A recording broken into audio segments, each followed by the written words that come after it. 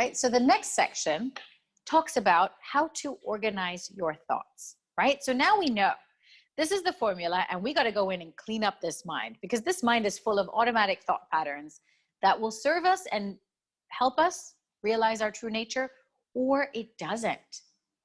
So has anybody read what is it?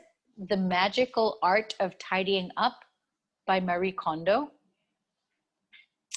What a beautiful book. The way she organizes a home is very similar to the way Sri Patanjali describes how you organize your mind. There are so many things there that we are so attached to that we keep it, but we don't know if we necessarily use it or if we necessarily need it.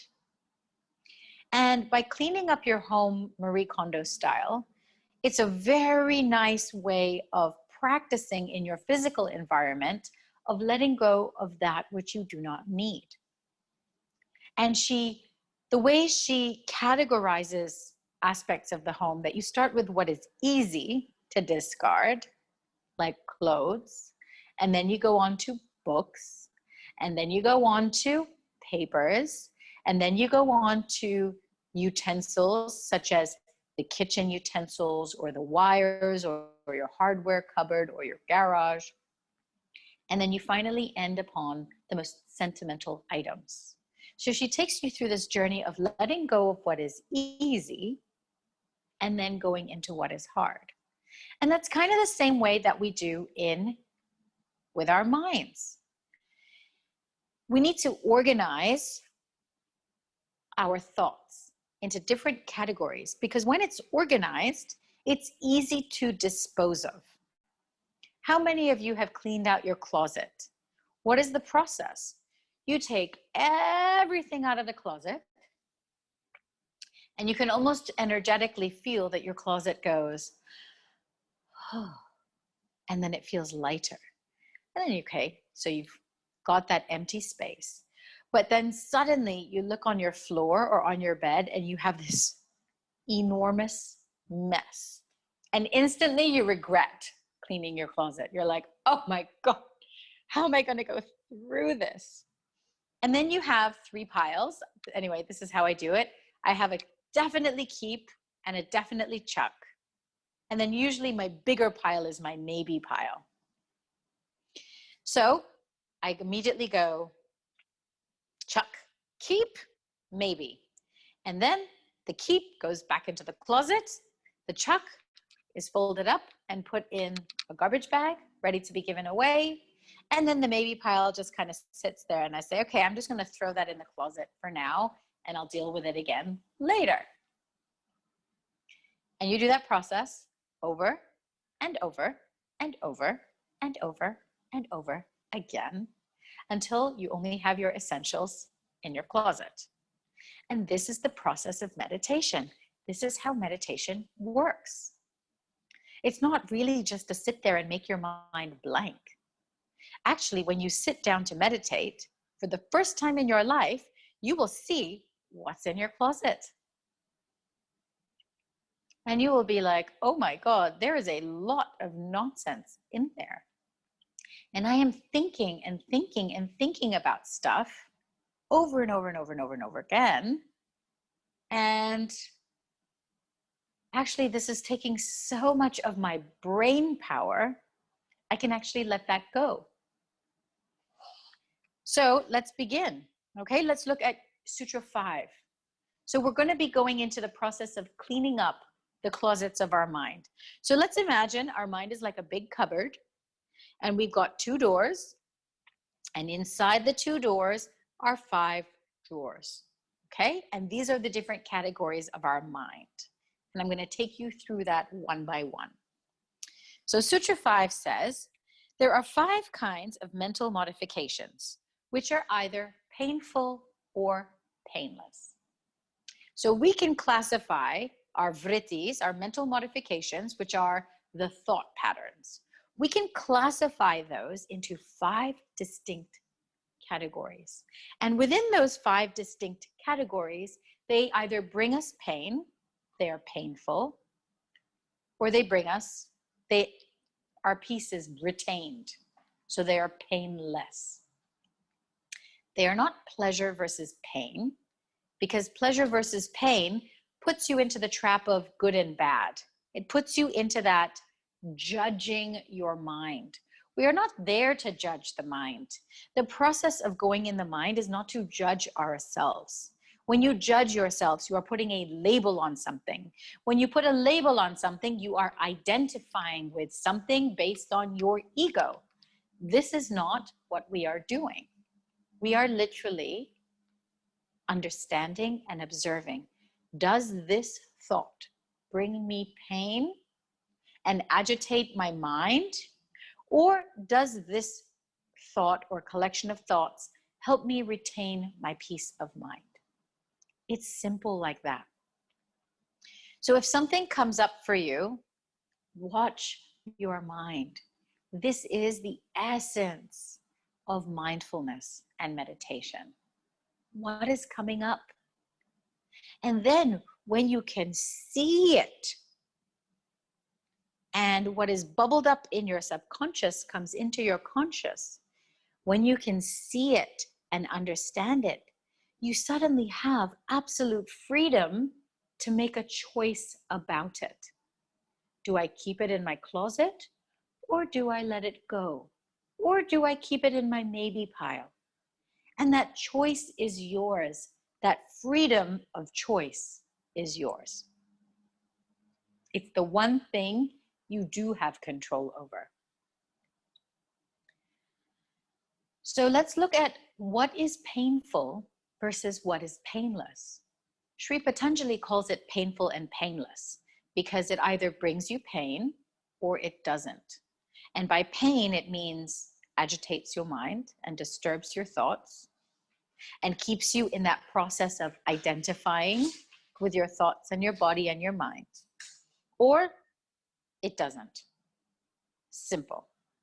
But Sri Swami Satchidananda in his commentary, and I do encourage you to read through the commentary if you have time tonight to read through that. It'll take you,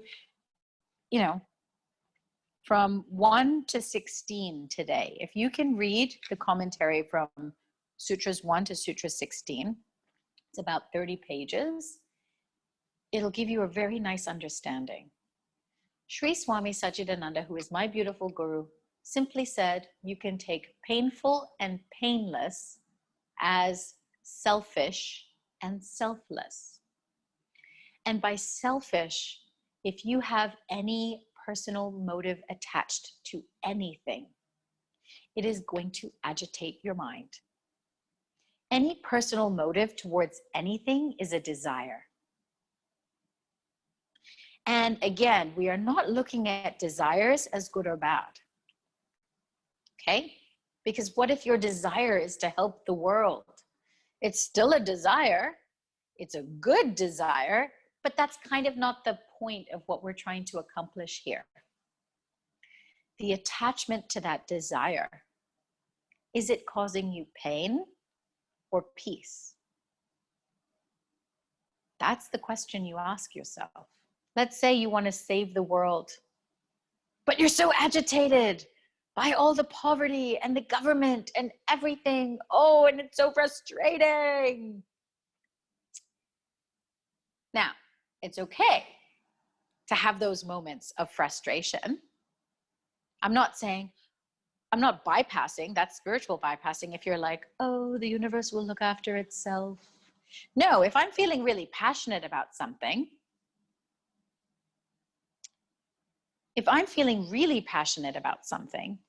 I am going to do my best to work at it. I am going to do my absolute best. However, what is my attachment here? Just what is within my capacity. That is where you take it and you make it selfless. When you make it selfless, you have peace. I run a charity. Because of COVID, we've had to not pay a lot of our teachers. We've had to suspend a lot of our community outreach programs. It is frustrating. It is frustrating, especially because we're trying to apply for a grant and we need the programs running in order to get the money and this and that and the other. And it's very stressful. And I feel my mind getting very agitated and I have no peace. And then I sit down to meditate, because the practice of meditation is me stepping away from my automatic life and going within and trying to remember the essence of who I am. And then I remember the essence of who I am. And suddenly I am not attached to the grant money. And I am not attached to the programs. Because if that was meant to happen, the money would come, the programs would come, the demand would be there, and I would find another way. So suddenly I lose my attachment to the end result. I take my personal motives out of it. And then I retain my peace. But it doesn't mean I am not still working as hard as I have been working to this end. It is just, am I working with a peaceful mind? Or am I working with an agitated mind? Do you see the difference between painful and painless? So something as selfless as running a charity can also be very selfish. Can you see the difference? Just because the outward act seems selfless, it's your internal world that actually counts. It's what's going on inside of you that actually counts. So there's no point being all holier than thou and spiritual and wonderful and Hari Om, I am the most peaceful yogi in the world. And then inside you're judgy and you're blaming people and you're complaining. There is no yoga there. There is no peace of mind there. That is not yoga. But if you are real and authentic and your life is a big fat mess, but you have peace inside and you are trying your best, and that's okay, that's painless. And sometimes what is painful in the beginning is painless in the end. For example, forcing yourself to get up to meditate in the morning is painful. Especially when it's so cozy in bed and you've had to slog until 1 a.m. and you're so tired, you just think one more hour of sleep is going to help you maintain your peace. Actually, maybe, but probably not. That meditation practice is painful. That is painful. But what is the result in the end? Painlessness, peace of mind, because you did it. During COVID, I started to run because I'm so used to going here and there and teaching yoga here and carrying my gear and going from one place to the other. And COVID kind of stopped all of that. And I was sitting in my home feeling very antsy. I had ants in my pants. And so I decided to go for super, super early morning runs. And this is where, you know, during the time in kind of March and April where you could still run and kind of bring your mask down, and it was still early days. And I remember the first day I was like, okay, let's run. And like literally after 50 meters, I was like, this sucks, everything hurts, I hate it. But now, however many months later, after going 3 times a week, dedicated, I can run a 5K slowly. It takes me a whole hour to do it, but I can do it. This is meditation practice. And I've now converted my sitting meditation into running. I don't listen to music. I don't do any of that. This is my meditation practice. I've got my mantra in my head. I've got my pranayama rhythm. My mind is, if it wanders, bring it back. This is my meditation practice in the morning. So it can be anything. Ryoko has her 2 beautiful little cute babies that we get to see throughout the day.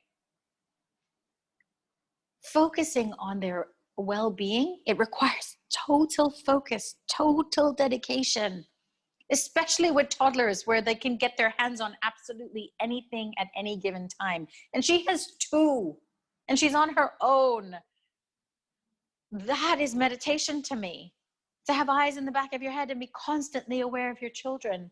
How is that not meditation? And it may seem painful in the beginning, but the joy and the love exchange, oh, it's so beautiful in the end. And when you're disciplining a child, for the child, it might seem painful in the beginning. But when you have those values and when you have that discipline, your life becomes so much more together.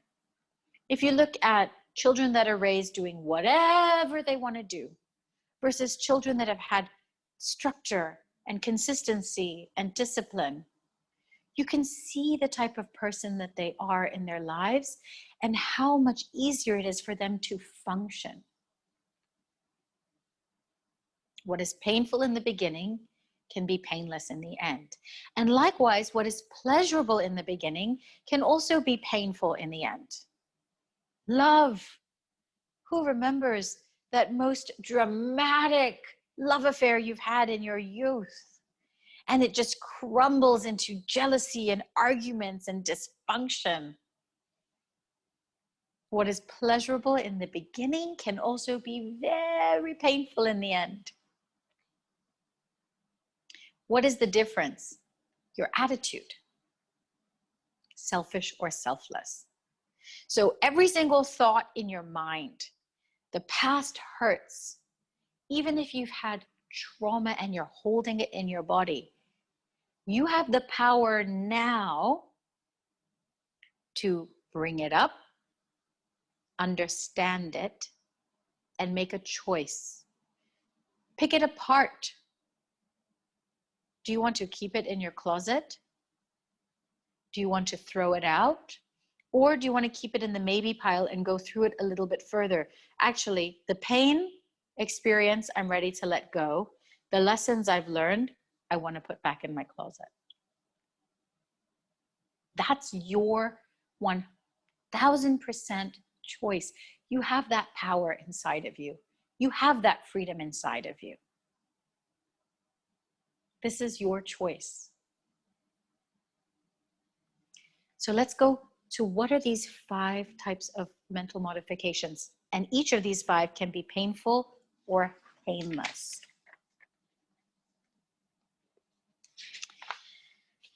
Okay, so the first one is right knowledge, misconception. Oh, sorry, no, these are the 5. Right knowledge, misconception, verbal delusion, sleep, and memory. So some of you might be like, wait, okay, some of them, yes, and some of them like, what?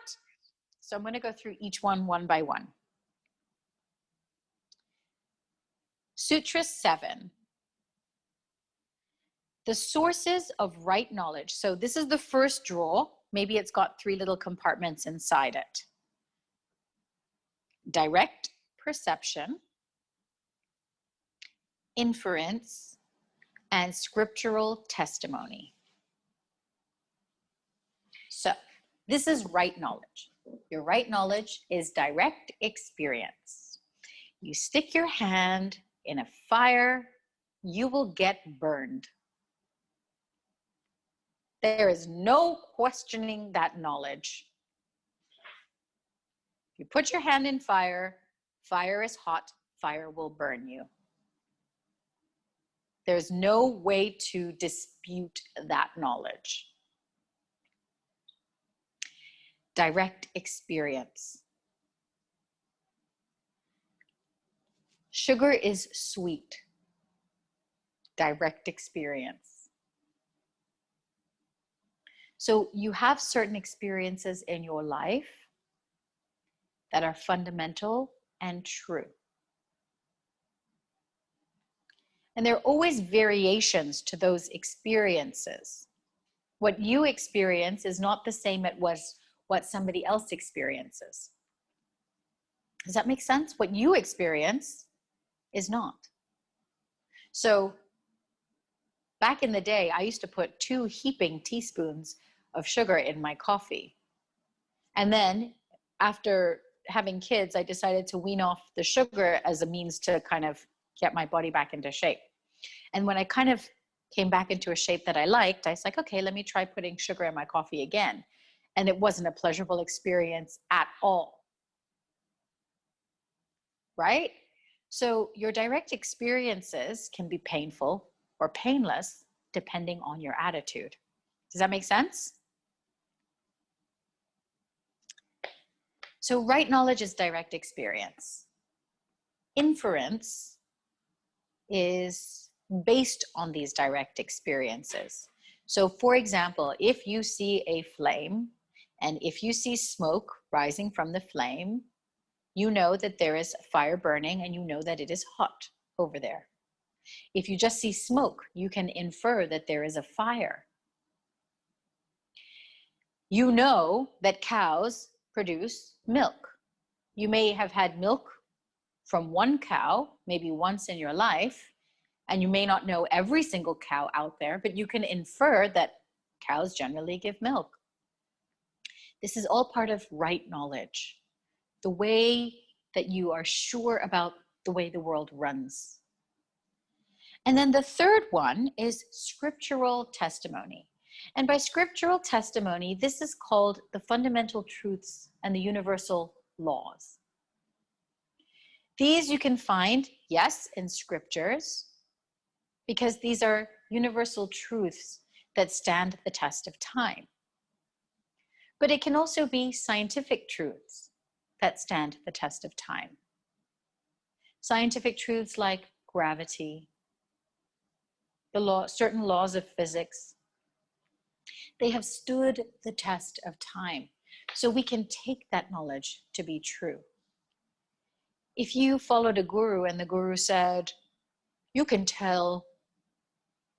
lie in the name of yoga, that is okay. You can eat beef every day in the name of yoga, and that is okay. Look it up, question it. Don't take everything somebody of that caliber. You don't have to take everything blindly. You need faith to follow a guru because they've had some experience that you want. But you can give that experience to yourself if you follow the teachings. Test the teachings. And the fundamental truths of those teachings stay the same. They stand the test of time. That is why it is right knowledge. But the packaging of it may change. The fundamental truths of Buddhism, so similar to the teachings of yoga, so similar to the teachings of Hinduism, so similar to some of the essential teachings in the Bible, so similar to some of the essential teachings in the Quran, so similar to the essential teachings of science and quantum physics and nature and ecology and molecular biology. Einstein studied physics, and he got enlightened by discovering the atom. Yet, Lord Buddha got enlightened by listening to a boy in a violin lesson with the string too loose. The teacher told the student, if the string of the violin is too loose, it will not play. And if the string of the violin is wound up too tight, it also will not play. It needs to be just right. And at that moment, Lord Buddha reached enlightenment. These are fundamental truths. Love thy neighbor as you would yourself is a fundamental truth of know who you are and abide in your own true nature to understand yourself and the world around you. These are the three sources of right knowledge. So take a moment and reflect, what's in your mind that is right knowledge? Stuff that you are so sure about that cannot be changed or questioned. These are right knowledge. The next one is misconception. Okay, so this is Sutra 8, misconception. Misconception is when you take something that is based on a true form, but you misunderstand it for what it is. This is where our senses can deceive us at times. So the example in the book that you have, let's say it's twilight, it's not a very well lit area, and you're walking down the street and you see this big coiled up rope and you think it's a snake. And so you jump and you actually have a mental and a biological reaction to this coil of rope, thinking it's a snake. And then a car drives past and the headlights from the car shine upon the coil of rope, revealing that it is a coil of rope. And then you realize that you have misunderstood something. But how many times are we in the dark about things and we make thoughts and opinions based on things and we don't know the whole story? Or how many times have we, let's say you're living with your husband and he makes a comment and you receive that comment in a certain way, like an insult. And then your honey's like, no, no, no. You know, where, like, I'll give you a funny example. Long time ago, we're going out and we are wearing, you know, I have this beautiful maxi dress. It's kind of like this flowy, hippie maxi dress. And my daughter comes up to me and she's like, wow, mommy, you look like a whale. I got so offended. I marched straight into the room and changed my dress. And I was in a bad mood the rest of the evening, even though we had a beautiful family dinner. And I was like, ugh. And my mind was like, ugh, I need to lose more weight, this, that, the other. I mean, I was telling myself all these vrittis were coming up and I was just not happy. And my daughter was really upset that I had changed my dress. She was like 3 at the time. And we were talking about it later on, many years later. And she's like, Mommy, whatever happened to that big dress? I was like, oh, I threw it out the next day. I'm never wearing that again. And she's like, but why? It was such a beautiful dress. And I was like, oh, because you said I looked like a whale. And she said, yeah, it was so beautiful. It flowed. It was like so flowy. And it had this big, it spread out at the end like a whale's tail. I loved that dress. Misconception. There was both the reality there of this dress. Her perception of it and my perception of it were totally different. And her way, and her 3-year-old way of explaining to me how she perceived it was my misconception. It wasn't based upon a true form. And it wasn't based upon understanding the way she was communicating. Now think about this in your own communication in your own life. How many times does misconception cause bickering with your family members, with your roommates, with your children, with your husband? I see a big fat smile on Myrna's face and on some of your faces as well. It's true, misconception. When knowledge of something is not based upon its true form. So our minds can also trick us, right? It's as if you have, let's say, you have a cookie and then you take a big swig of tea and you're like, oh, there's no sugar in the tea. And somebody's like, no, no, no, I put 2 teaspoons of sugar in there. You're like, I don't taste the sugar. Well, it's because you've had the cookie and so it's altered your experience of something. This is a big chunk of a collection of thoughts that we have in our minds, especially painful if we hold on to those misconceptions. Everybody has different opinions based on their own perceptions. And if somebody doesn't hold the same opinion that you do, suddenly it becomes a very painful experience. Especially if you are that type of person that always has to be right. That is painful. How do you make that painless? Accept that their opinions are based on their mind stuff, whatever is in their closet. They don't see life the same way you do. Accept it. Suddenly, your mind is free. You don't have to think about it so heavily and so deeply, and you don't have to be so attached to what somebody else thinks. That's what they think. And you can make that choice. I want to listen to his perspective to give myself more perspective on something. And maybe I can change what I think, or I've heard this person and I still very strongly hold on to what I think. That's your choice. There doesn't have to be any agitation or turmoil about it. Make sense? Okay, so this brings us to verbal delusion. The next one is verbal delusion. Sutra 9, it says, an image that arises on hearing mere words without any reality as its basis is verbal delusion. So how many of you are into sci-fi novels or fantasy epic stories? So right now I am reading the entire series of Harry Potter with my son. Since COVID happened, we decided to go and tackle the 7-book collection. And we read it out loud to each other, just a few pages at a time, to really absorb it.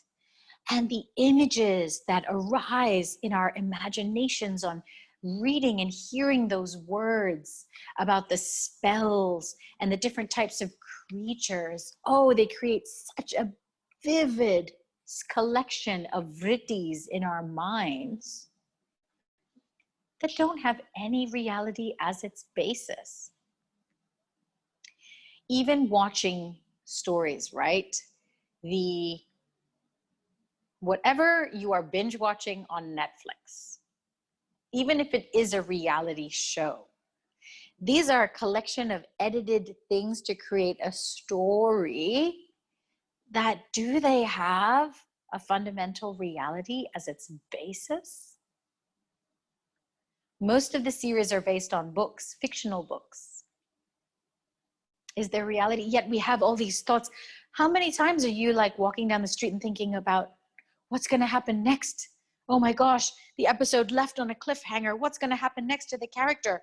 How many times have you actually binge watched something and then went to sleep and you're dreaming about the characters? It's happened to everyone.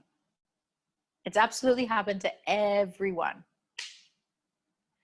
This collection of thoughts are also vrittis. They belong in a drawer in your mind. And again, your attitude towards them are painful or painless. Let's say you're into a show and the season ends and they're not renewing the season. How much are you going to be mulling over the series? Especially if they leave it on a cliffhanger. They don't put closure to it. How do you know? How do you know? How do you know? All verbal delusion. Other forms of verbal delusion are things like the tooth fairy, are things like advertising. Put this cream on your face and you will look like you're 20 years old. Rub cream on your thighs and your cellulite will melt away.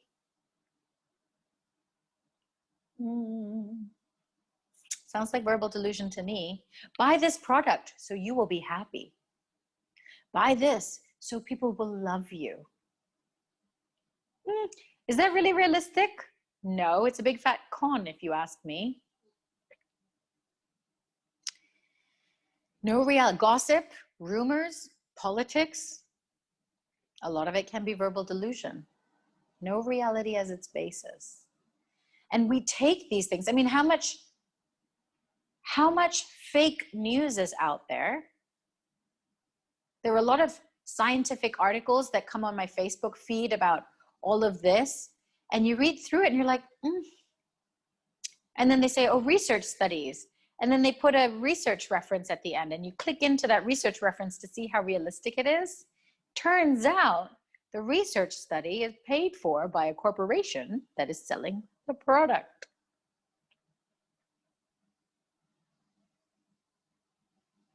And we've got so much of it.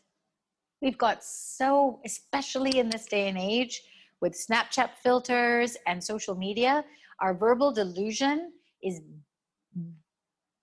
the biggest it has ever been.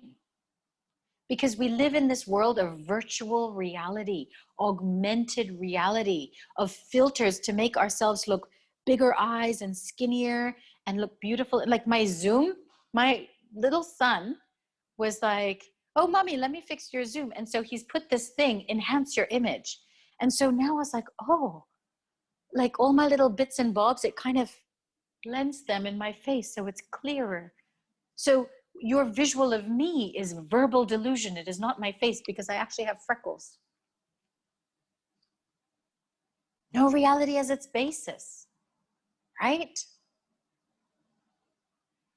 When you enhance your awareness of all these things, the grasp of it, your mind's attachment to identifying with all of this and comparing it with other people and contrasting it, you are releasing that grip and freeing your mind.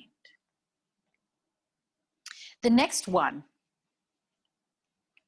is sleep. That mental modification, the vritti, that is supported by cognition of nothingness is sleep. So I'm not sure if anybody here has done any studies on sleep. But with sleep, you have different layers. You have your light sleep, your REM sleep, and then you go into, they say the beta waves and the theta waves. I don't know all of it, but you go into these different levels of sleep. And when you hit that level of deep sleep, the mind is truly at rest. And then you come out of that and you say, oh, I slept so well. I didn't have any dreams. How do you know you didn't have any dreams? Because there is still a level of awareness in your mind. Like I said, you have a conscious mind, a subconscious mind, and a superconscious mind. And vrittis still happen when you are still witnessing your mind. It is just a different level of consciousness. It is a different level of awareness. And being aware of your mind, that witnessing aspect of your mind, is also a vritti. The practice is to get to that witness first. And then you can also learn to let that go eventually, but we don't need to worry about that because when you're already witnessing, you've already experienced much more peace than you can even imagine. Much more peace of mind, being able to watch your mind. Now in sleep, you can also watch your dreams. When you have an extended yoga nidra practice, most of our yoga classes in Hong Kong don't give you a shavasana long enough at the end of the class. At Integral Yoga, we like to give 10 minutes, 15 minutes of shavasana so that the body can truly relax. And it's almost as if the body does fall asleep. And then sometimes the mind will fall asleep too. But if you are truly in that state of yoga nidra, jnana yoga, the witness comes out. And you can see your thoughts flashing, flashing, flashing through your whole mind. And you get an understanding of just watching, wow, I have all this stuff in my mind. That awareness aspect, being aware that you're aware, that is a vritti in and of itself. So whether it's cognition of your thoughts, cognitions of nothingness, this is a vritti, this is a thought. Again, painful or painless, how attached are you to that experience?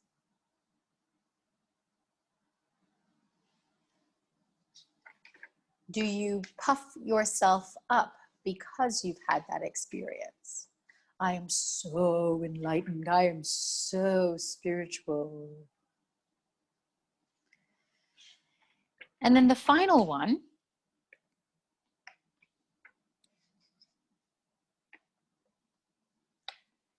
Sutra 11. When a mental modification of an object previously experienced and not forgotten comes back into your consciousness, that is memory. So here we refer to a lot of what is in our subconscious minds as well. We have memories that are current. We have memories that are in our far past. And then we have memories that are deep impressions that are based on our experiences in the womb and early childhood.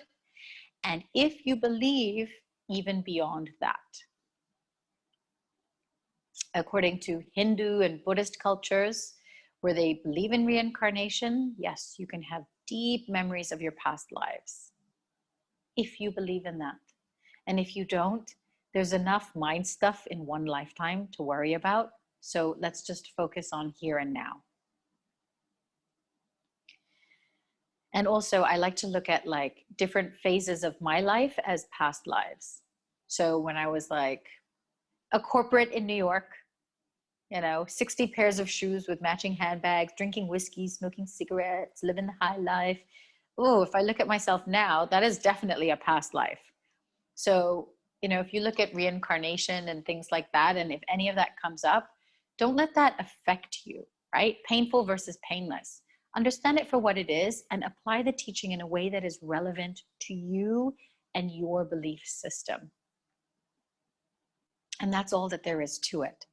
So these are the 5 types of mental modifications: right knowledge, misconception, verbal delusion, sleep, and memory. Now, if you look at the process of cleaning your mind and starting to organize that closet of your mind, you can start to look at what is painful and what is painless. Sometimes the most painful things are the best lessons. So you can decide to discard the memory of the pain, but keep the universal knowledge, the right knowledge aspect of it in. So let's say you have a suit. You throw out the pants, you keep the jacket, because the jacket is more useful than the pants. And the pants actually don't fit. We've grown since then. So we don't need those trousers anymore. Or it might be your wedding dress. You have no use of it, but there is a very sentimental value to having that memory and being able to see it and remember it in your closet. So again, that choice is yours. That freedom is yours to choose. But until you go in and start cleaning, you won't know what you're working with. And if you've got so many vrittis in your mind, it's very difficult to have so much that you haven't let go of and abide in your own true nature. This is why we first discard what is unnecessary to create room and space, and then slowly go through that process again. Remember, it's 3-pile process. Definitely keep, definitely chuck, a huge maybe. Let's put it back in the closet for now. And then tomorrow when we meditate, we can continue sorting. This is why we meditate. Active meditation, which is different from mindfulness, where we're observing. And you can do both in your meditation practice. And this is how it goes. And then when you have restrained all the thoughts in your mind, you have your true nature, which is peace. And that is everybody's to have. It is everybody's to experience.